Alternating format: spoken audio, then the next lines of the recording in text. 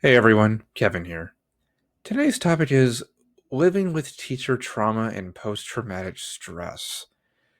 This is a really difficult topic for us all to discuss.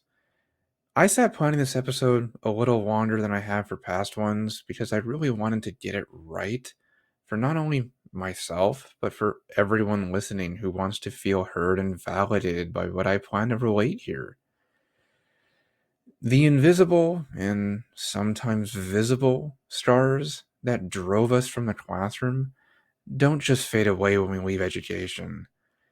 Even with it being more than a year now since I quit, I still struggle to manage the feelings and pain that I am left with. I remember those last couple of weeks most of all, and they still churn my stomach. I remember seeing my students set my classroom on fire twice. I remember a special needs student throwing a desk at another student who was bullying him after my admin repeatedly ignored my warnings about it.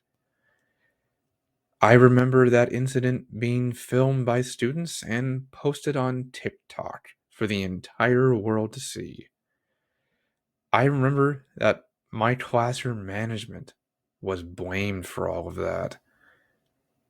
And I remember walking away from the profession because of that. I only scratched the surface, too. Teachers, we put up with the deep physical and psychological abuse for years, and that damage has lasting effects that will never really go away. I know so many others who have been assaulted, used as scapegoats, and who suffered not only from that first hand trauma, but also from the secondary trauma, because we cared about the students so much that we internalized their problems from being abused or their struggles at home. Helping hundreds of kids through their traumas resulted in compassion fatigue, and it is no laughing matter either. What is even worse is that teachers don't really have mental health support services in the first place. All of the focus is placed on the kids that teachers are literally just told to practice self care and are left to their own devices. As a result, we not only quit because of the trauma, but also have to deal with the weight of it when we leave. And that can lead to a whole host of other problems for us. I definitely feel better mentally than I ever did as an educator, but that trauma still bubbles to the surface from certain triggers because of that. I had one today, actually. I was receiving feedback that I really didn't agree with at work, and my PTSD from evaluations really came out. I was always unfairly judged as a teacher, constantly told that I wasn't good enough, and saw feedback that was supposed to be constructive instead turned into ammunition to put me down and get me fired. And that went on for years. David and I both have this particular trauma from education, and we talked about it in our podcast fairly often because it still affects us so deeply. And as a result, I still really struggle with accepting criticism, and I can get extremely defensive when my work or ideas are discounted. I don't feel seen, and it sends me right back to being an angry and lost teacher in some principal's office, being treated like a disposable object rather than a human being. This is exactly why I didn't title this episode Overcoming Teacher Trauma, because you don't. You just get through it. The World Health Organization defines burnout as a workplace specific hazard that comes with persistent emotional, mental, and physical exhaustion from relentless and overwhelming workplace stress.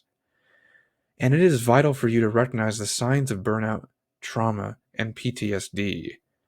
Number one, do you re experience that trauma through flashbacks or nightmares?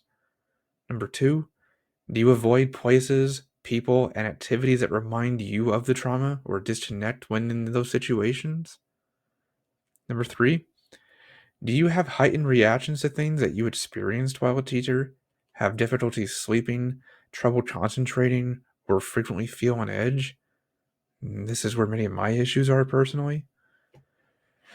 And number 4, do you have changes in mood, have a hard time feeling happy, or suffer from blame, guilt, shame, fear, or depression, which are all common for transitioning teachers to have, including myself?